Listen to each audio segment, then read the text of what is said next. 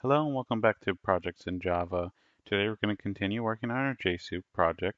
What we're going to work on today is allow the users to click the links and open up a browser. So let's go to our project and we're going to create a new class.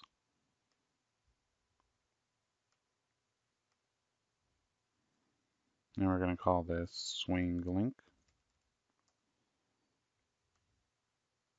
And this is going to extend JLabel. So here we're going to have a string called text and a URI. We'll call this URI. And then we need to create a constructor. This constructor is going to take two strings. The first one is going to be the text, and then the second is going to be the URI. So this is the link that we're going to be going to.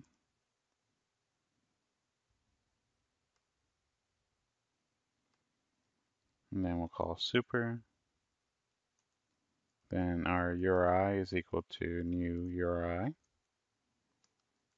And we'll pass that the input string, so URI in. And then we need to surround that with a try and catch. Next, we'll set the text to text in.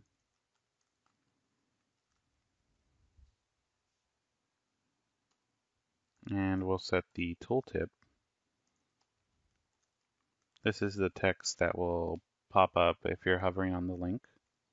And that's going to be URI.toString.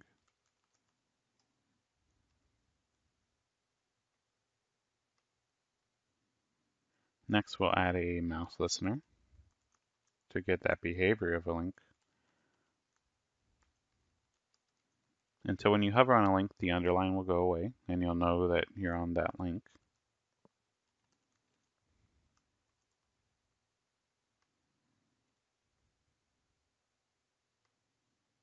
And we'll create the mouse adapter method, so public void mouse clicked. And that takes a mouse event.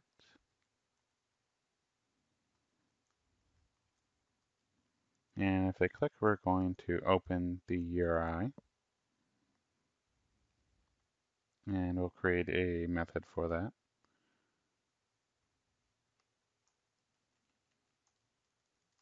Then we have another method if we are entering. So this is when the user is hovering.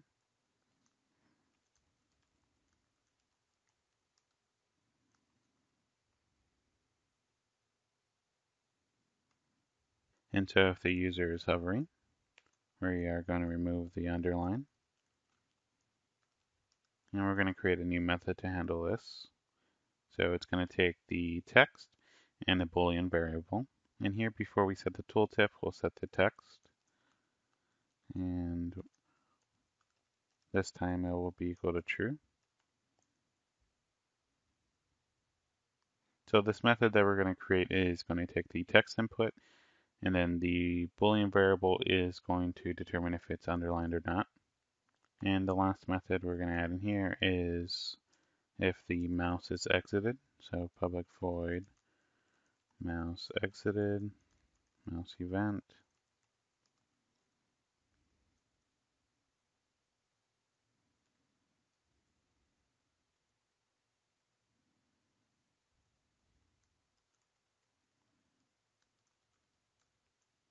And this is going to set the underlining back to true. Now let's create the set text method. So do private void set text. And that's going to take a string and a Boolean variable. We'll call this UL for underline. And then we're going to create a string called link. And we're going to check if URL is true or false. If it is true, the URL is going to be equal to U with the greater than and less than symbol. So basically we're adding the U tag to the text.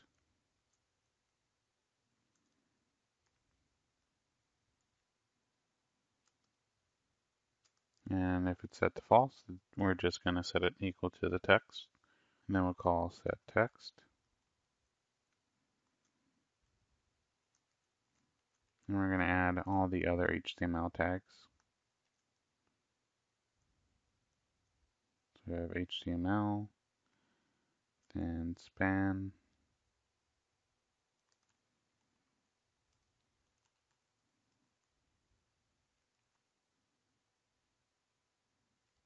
and we're going to set style equal to color.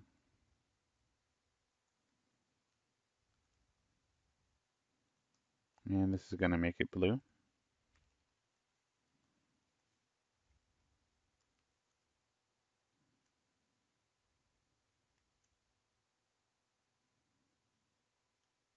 And then we're going to add the link.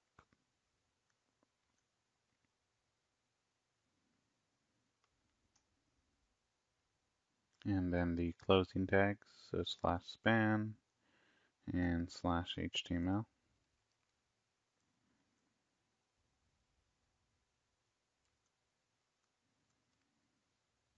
And then next we'll create the open method. So private void,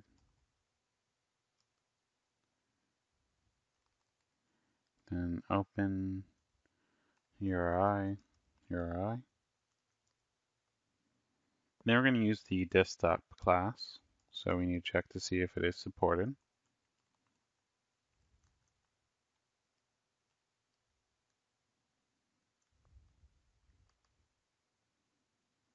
And so the desktop allows us to open up files or URLs. And so if it is supported, we're going to create a desktop.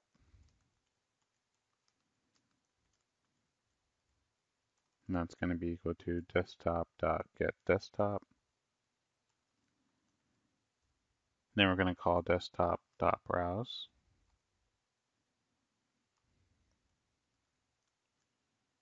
URI. And we need to surround that with a try and catch.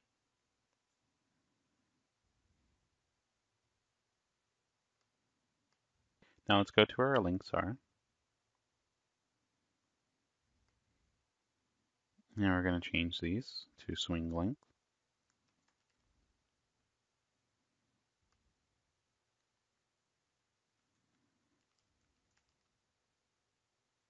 And so for the images, we're just going to use the link for the text and the actual URI.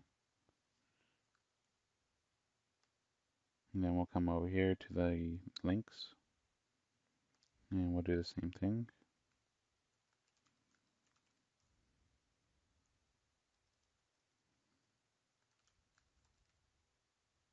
And here, instead of using just the link, we are going to use the text of the element. So that's going to be link.text. And that's the actual text that's in the element.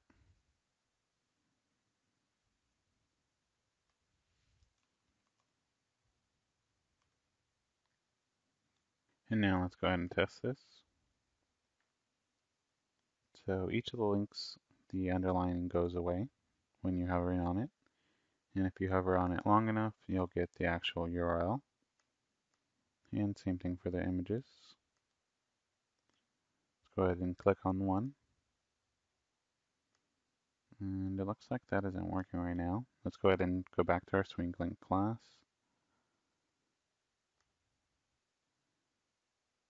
And here we need to make sure this is lowercase, otherwise it won't get called. Go and launch it again. Click on one of these images. And here we get the browser. And so this is a link, so it's going to launch it with the default application for handling a link. And in my case, that pulls up Chrome. And this completes the JSoup project. I hope you're able to use this to create more advanced website parsers.